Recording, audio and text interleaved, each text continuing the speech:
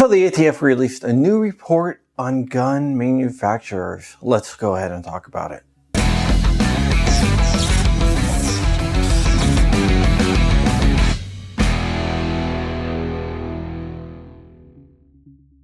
What is up, my Wolverines? Before we get started, everyone needs to support JSD Supply. Go to givesandgo.com/JSD or Josh Shapiro likes BBC, and you can donate to help JSD's legal fight against the ATF. We all know the ATF wants to shut them down because they sell more 80% than anyone else on the planet. They are also a great 2A advocacy company that fights for 2A rights. So let's support the companies that support us. If you don't know who I am, my name is John Crump. I'm an investigative journalist with AmmoLand News and other websites out there. We today are sponsored by you guys. Every single one of you that joins up on my locals at johncrump.locals.com or hits that join button below helps me make content and helps me do my research. If you can do me a big favor, like, comment, and subscribe. It really helps with the algorithm and it helps get my word out there. ATF Interim Director Gary Rostriano released a report on the gun industry and the number of firearms made each year. He said he released the data to prevent the diversion of these firearms from legal to illegal markets, which is a bunch of BS. Honestly, what he did was capitulate to the anti-gun Bloomberg groups. They've been asking for this data for a long time, and now they have it. But we also have it, so let's go ahead and take a look at the data and see what it means. First, the report goes back to 1986. Between 1986 and 2000, we saw around the same number of guns being produced each year, and that number was around 3 million. After 2000, it started to explode.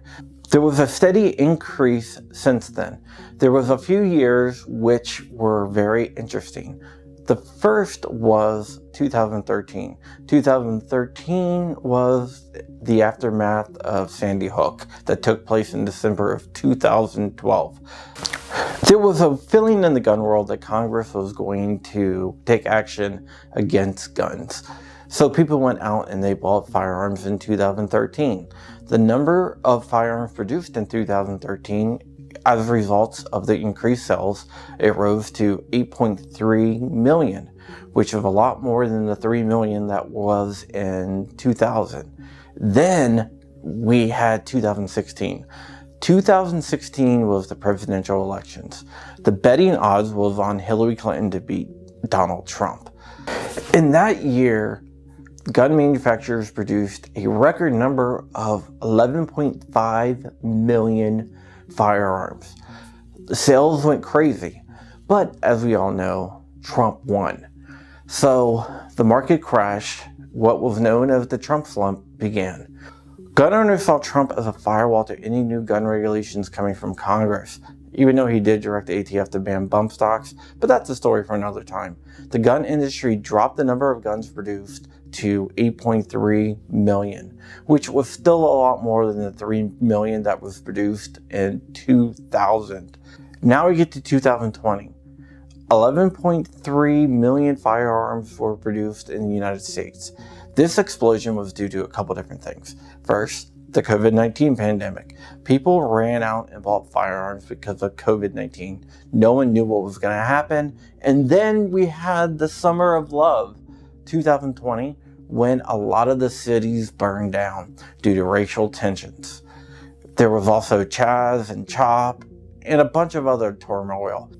8 million Americans went out and purchased their first firearms. This was a massive increase. For the first time, these Americans understood the meaning of the Second Amendment.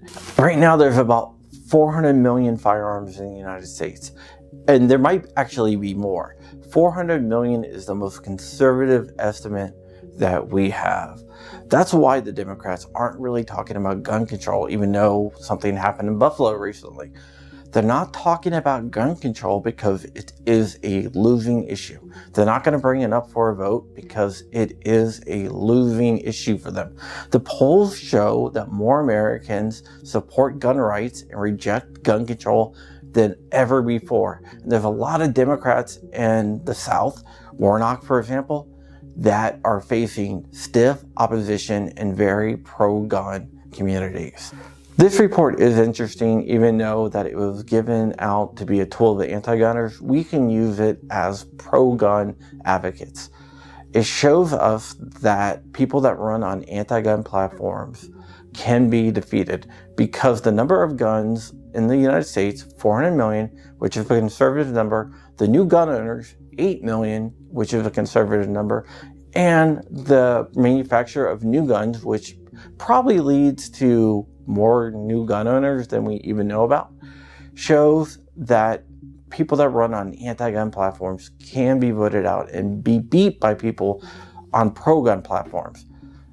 The people who support gun control is at a historic low right now, and we can use that to our advantage. All right, this is it for me. Remember, I love you. Stay ever vigilant, stay ever free, keep in the fight. I am out of here, Wolverine's mother...